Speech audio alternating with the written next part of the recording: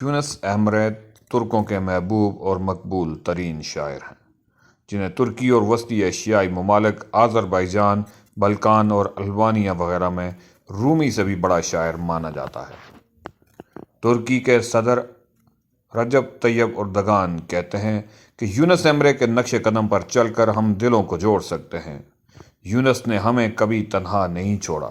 یونس Emre جیسی آتش، رومی جیسی فکر اور حاجی بکتاش جیسے تحمل اور وقار کے بغیر قوم کی خدمت ممکن نہیں۔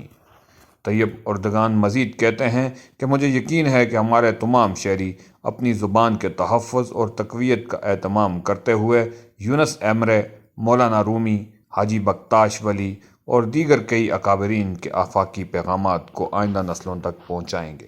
اگر برصغیر پاک و ہند میں کسی سے پوچھا جائے کہ ترکی کے سب سے مقبول اور سب سے بڑے صوفی شاعر کون ہیں تو فوراً ہی ان کی زبان پر حضرت جلال الدین رومی کا نام آ جائے گا۔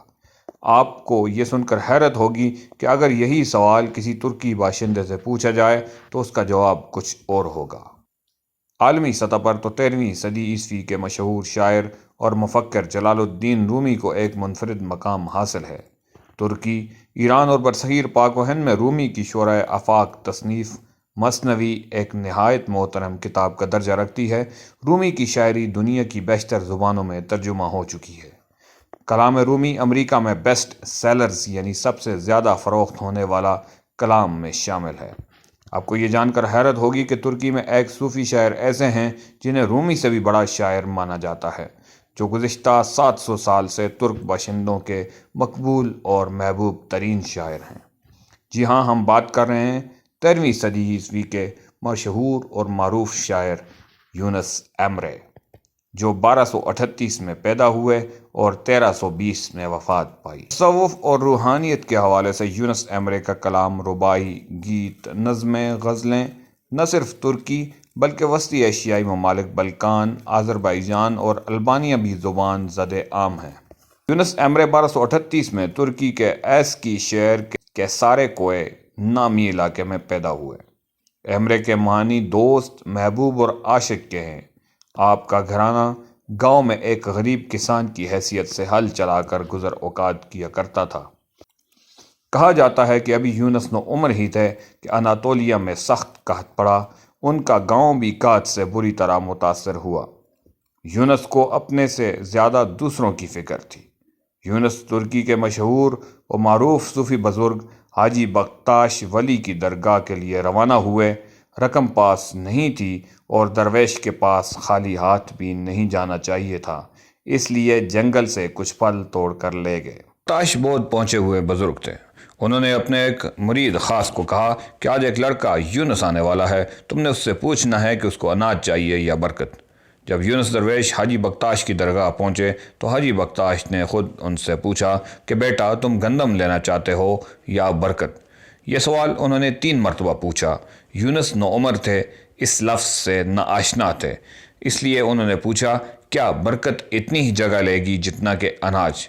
جواب ملا نہیں، برکت تو چھوٹی سی جگہ میں سما سکتی ہے۔ یونس کو خیال آیا کہ ان کے یہاں لوگ فاقوں سے مر رہے ہیں، ایسے میں اتنی چھوٹی سی چیز لے کر کیا کروں گا؟ یونس نے درگاہ سے گندم اور اناج کی بوریاں اٹھائیں اور خوشی خوشی گاؤں کی طرف روانہ ہو گئے۔ ابھی تھوڑی ہی دور گئے تھے کہ ان کے ذہن میں یہ خیال آیا کہ ہو سکتا ہے برکت کوئی ہیرا یا سونا ہو جس کو بیچ کر بہت سا اناج آ جائے۔ یہ سوچ کر یونس درگاہ کی طرف واپس پلٹے، دوبارہ حاضر ہو کر برکت طلب کی۔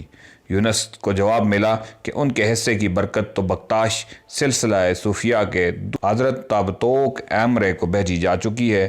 الغرض قصہ مختصر، حالات نے کچھ ایسا رخ اختیار کیا کہ چند سال بعد جب یونس ایمرے اناطولیہ کے ایک شہر نالیہان میں قاضی کے عہدے پر فائز تھے، وہاں آپ کی ملاقات صوفی بزرگ تابتوک سے ہوئی۔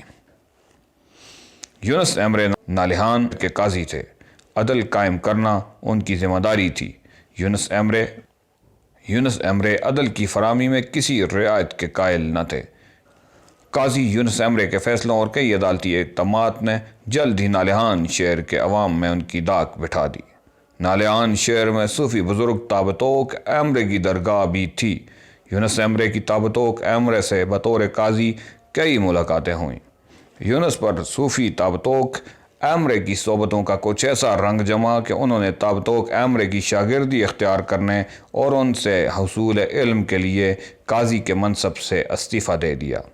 تابتوک ایمرے سے آپ نے قرآن و حدیث کے علوم اور روحانیت کے اسرار و رموز سیکھے۔ اس مقصد کے لیے 40 سال ان کی خدمت میں گزار دیے۔ تابتوک ایمرے نے یونس کو بہت سخت مجاہدوں سے گزارا۔ یونس نے کئی سال تک درگاہ کے لیے لکڑہارے کے فرائض بھی سر انجام۔ اسی دوران یونس کی شادی بھی تابتوک ایمرے کی بیٹی سے ہو گئی۔ مولانا روم سے جو تعلق حضرت شمس تبریز کا تھا وہی تابتوک کا یونس ایمرے سے ہے۔ تابتوک کی تربیت میں یونس نے راہ سلوک کی کھٹن منازل طے کیں اور پھر گاؤں گاؤں کریا کریا فقیرانہ صدا لگاتے محو سفر رہے۔ یونس ایمرے کا زمانہ بڑا ابتلا آزمائشوں کا زمانہ تھا۔ اس زمانے میں سقوط بغداد کے بعد کونیا پر سلجوق ترک حکمران تھے۔ اس وقت کونیا اور اناطولیہ کا نوائی علاقہ ان وسط ایشیا کے مہاجرین کے لیے واحد پناہ گاہ تھا جن کے آبائی وطن کو منگول حملہ آوروں کی یورش اور قتل و غارت گری نے تباہ و برباد کر کے رکھ دیا تھا۔ سلجوقی، منگول اور مختلف قبائل لڑائیوں میں مصروف تھے۔ اس دور میں یونس ایمرے نے انسان دوستی اور بھائی چارے کا پیغام پھیلایا اور سب کو اتفاق، اتحاد اور آپس میں مل جل کر رہنے کی تلقین کی۔ یونس ایمرے کے بارے میں کہا جاتا ہے کہ وہ بہت شیریں گفتار اور لحن داؤدی کا سا کمال رکھتے تھے۔ اس وقت مولانا رومی کا کلام ترکی کی شعری اشرافیہ کی مروجہ ادبی زبان فارسی میں ہونے کی وجہ سے خاص الخاص تھا۔ یونس ایمرے کے ہاں ذریعہ اظہار عام لوگوں کی یعنی دیہی علاقوں میں بولی جانے والی ترکی زبان میں ہی تھا۔ زبان سادہ، مفہوم واضح، تشبیہات، استعارے عام فہم اور زبان زد عام ہونے والے یونس کے کلام میں غنائیت اور نغمگی کا بہاؤ اس درجہ تھا کہ صوفیہ کی محفلوں میں جب گایا جاتا تو لوگ وجد میں آ جاتے تھے۔ یونس ایمرے کو اناطولیہ کے صوفی درویش بھی کہا جاتا ہے۔ معروف ترک بزرگ صوفی شاعر احمد ولد اور احمد یوسوی کے بعد یونس نے فارسی اور عربی کے بجائے ترک زبان میں شاعری کی۔ یونس ایمرے نے 1320 میں وفات پائی۔ حضرت یونس ایمرے کے مدفن کا یقینی علم نہیں ہے۔ غالب امکان یہی ہے کہ آپ سارے کوئے میں دفن ہوئے۔ آپ نے وسطی ایشیا سمیت شام اور دنیا کے بہت سے ممالک کے سفر کیے۔ آپ کی عقیدت مند دنیا کے مختلف خطوں میں پائے جاتے ہیں۔ یونس ایمرے جلال الدین رومی 1207 تا 1273 کے اہم اثر تھے۔ یونس ایمرے رومی سے 31 سال چھوٹے تھے۔ یونس ایمرے بھی رومی کی طرح عالمی سوچ رکھتے تھے۔ عظیم شاعر ہیں۔ ان کو رومی سے جو چیز الگ کرتی ہے وہ ان کی جانب سے استعمال کی جانے والی زبان ہے۔ مولانا نے اپنے شاہکاروں میں ترکی زبان کی اصطلاحات، محاورے اور فلسفے کو فارسی زبان میں پیش کیا تو یونس ایمرے نے اپنی مادری زبان ترکی کو اپنے اشعار میں تحریر کرنے کو اولیت دی۔ رومی اپنی کہانیوں میں حکایتوں اور مثنویوں کا مجموعہ تصنیف کرتے تھے۔ ان کا حلقہ اثر شعر کے عالم فاضل صوفیوں پر زیادہ مشتمل تھا۔ بنیادی طور پر ان کی تحریریں ادبی زبان یعنی فارسی میں تھیں۔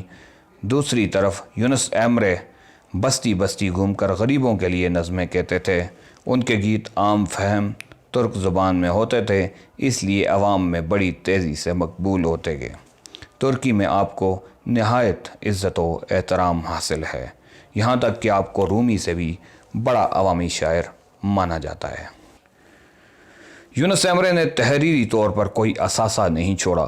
ان کا کلام، نظمیں اور رباعیات سب سینہ بسینہ چلی آ رہی ہیں۔ موجودہ صدی میں عبد الباقی گل پنیارلی نامی ایک عالم نے نہایت عرقریزی سے یونس ایمرے کا کلام مرتب کیا۔